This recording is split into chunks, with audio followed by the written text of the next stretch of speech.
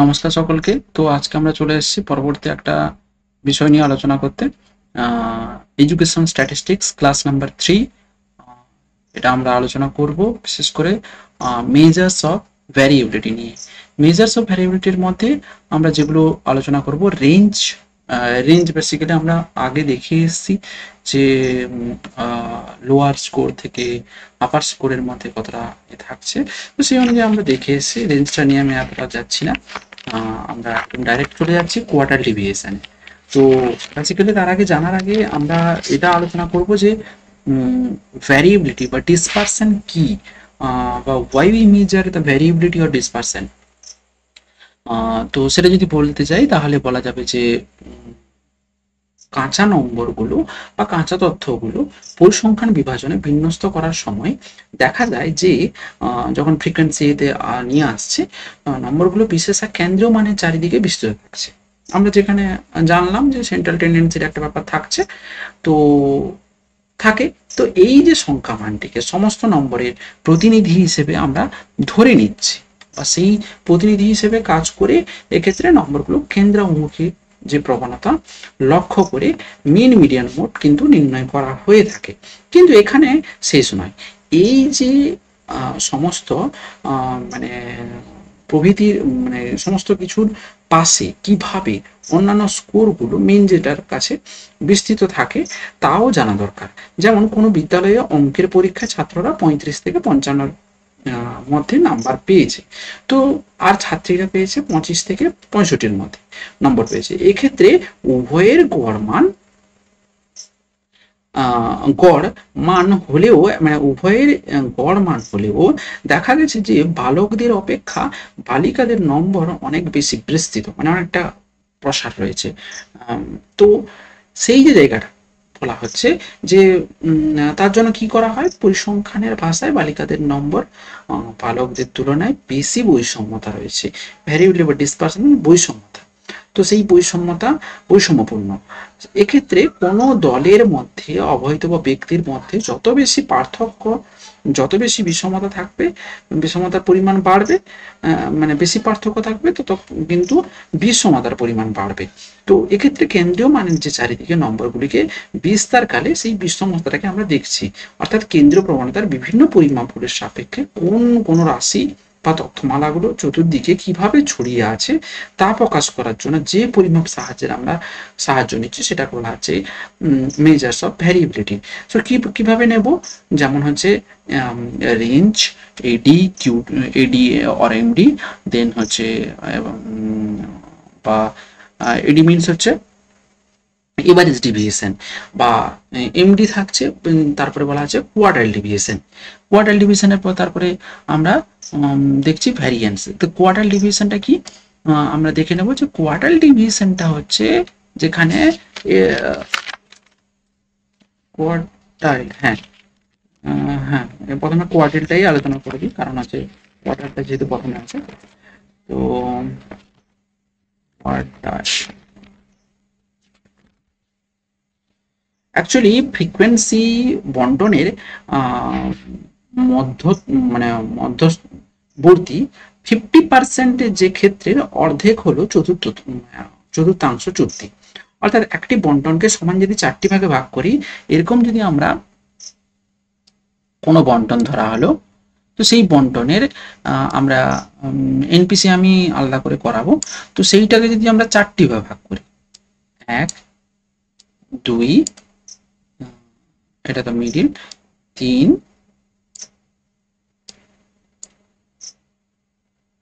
4, তাহলে প্রত্যেকটাই 25% করে। এগুলো সব 25% করে, 25 করে প্রত্যেকটা থাকবে, প্রত্যেকটার ঘরে 25 করে, 25 করে সেম, এগুলো 25, এগুলো 25। তো তাহলে ফার্স্ট কোয়ার্টার ডিভিশন এটাকে বলা হচ্ছে ফার্স্ট, সেকেন্ড, থার্ড, ফোর্থ, বা এটাকে আমরা বলে থাকি ফার্স্ট, সেকেন্ড, থার্ড কোয়ার্টার হিসেবে আমরা ধরে থাকি। ঠিক আছে। তো তারপরে আমরা চলে যাচ্ছি যে মানে এগুলো ফার্স্ট থেকে থার্ডের মধ্যে কতটা পরিমাণ স্কোর থাকছে এগুলো আমরা দেখে থাকি। তো বেসিক্যালি যে স্কোর থাকছে, এই যে স্কোরগুলো আমি আরো জুম করে দেখাচ্ছি। তো এই স্কোরগুলো সিএমএফ বের করা হচ্ছে, ফ্রিকোয়েন্সি থাকছে কোয়ার্টাইল Q1 এর সূত্র L plus I n/4 minus FB by FP.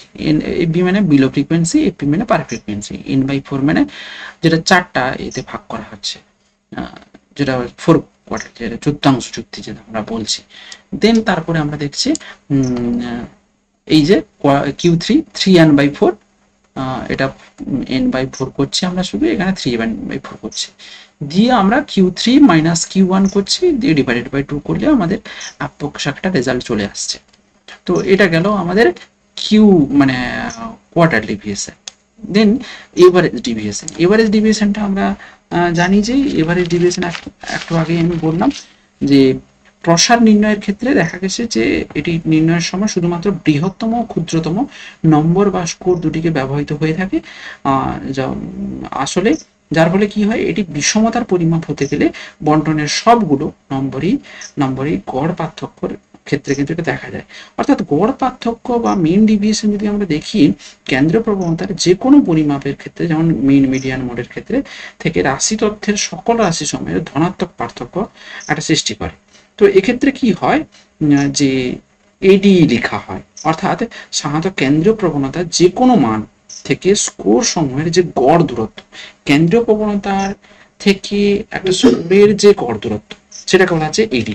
তাহলে এডি এর হচ্ছে যে সলিউশনটা আমরা দেখতে পাচ্ছি, এটা ভ্যারিয়েশন এক্স মাইনাস মিন, এক্সটা যেটা থাকছে 15 মাইনাস মিন হচ্ছে আমরা আগে বের করে নিচ্ছি, সাম এক্স বাই এন, এই অনুযায়ী আমরা এগোচ্ছি। দেন তারপরে হচ্ছে এডি বের করছে, সাম এক্স ডট বাই এন এটা করে বের করছি। এটা হচ্ছে ভ্যারিয়েশন করে আমরা বের করছি, ওইটাকে এক্স ডট করে নিচ্ছি, দিলে হচ্ছে মাইনাসগুলো সব উঠে যাবে, করে করব। তারপরে গ্রুপ ডেটার ক্ষেত্রেও সেম প্রসেস, গ্রুপ ডেটার ক্ষেত্রে আমরা যেগুলো বের করার আমরা এক্স বের করছি, তারপরে এটা মধ্যবিন্দু, তারপরে হচ্ছে এটা হচ্ছে ভ্যারিয়েশন এক্স ডট এক্স ডটটাকে হচ্ছে এ করে নিচ্ছি, তারপরে এফ এক্স ডট 1 এরকম করে আমরা সূত্র ফেলে আমরা করছি। এটা জাস্ট কিছুই নয়, এডি হচ্ছে সাম এফেক্টস, এগুলো এতটা ইম্পর্টেন্ট নয়, জাস্ট এগুলো বোঝাতে গেলে এখন অনেক সময় যাবে, তার জন্য এগুলো জাস্ট আমি দেখাচ্ছি। এসডি যদি দেখি, তাহলে এসডিটা কি, এটি হলো বিষমতা পরিমাপের সবচেয়ে নির্ভরযোগ্য পরিমাপ। গড় বিচ্যুতির ক্ষেত্রে গাণিতিক চিহ্নকে উপেক্ষা করা হয়, এই অসুবিধাগুলিকে দূর করার জন্য কিন্তু এক্স বর্গ একক ঘর ধরে এক্স স্কোয়ার গুলি ধনাত্মক করা হয়, এক্স স্কোয়ারের যোগফলের মোট স্কোর দিয়ে ভাগ করে ভ্যারিয়েন্স পাওয়া যায়, এবং ওই ভ্যারিয়েন্সের বর্গমূল করলেই কিন্তু স্কোর হচ্ছে এসডি পাওয়া যাবে। তাহলে তবে ধনাত্মক বর্গমূল বিচার করা যাবে। এসডি কে সিগমা দ্বারা, এই যে বলছি আমরা সিগমা দ্বারা কিন্তু এইরকম লিখতে হবে, সিগমা দ্বারা হচ্ছে কি সূচিত করে থাকে। তাহলে এসডি এটা র স্কোর, এটা হচ্ছে আনগ্রুপ ডেটার। এসডি সূত্র কি, রুট ওভার, এটা সাম বের করা হয়েছে, মিন বের করা হয়েছে, ওভারঅল মিন, এটা এক্স ডট স্কোয়ার, এক্স ডটটা কি করে বের করে, এক্স মাইনাস মিন, অর্থাৎ এসডি যখন বের করবো তো আমরা root over sum X dot square by N, sum X dot square কোত্থেকে পাবো, এই যে এটা হচ্ছে সাম এক্স ডট স্কোয়ার, টোটালটাকে যোগ করে এই লাইনটাকে যোগ করে, অর্থাৎ তারপরে আমরা বের করবো কি, যদি আমরা চলে যাই যে এসডির আর একটা ফর্মুলা গ্রুপ ডেটার ক্ষেত্রে, এটা এক্স ডট এফ আছে, x dot F X dot square. তো সূত্রটা কি রয়েছে, অনেক সময় সূত্র এক্সামে দিয়ে দেয়, I into root over summation F X dot square by N by minus ব্র্যাকেটে summation F X dot by N এর হোল স্কোয়ার।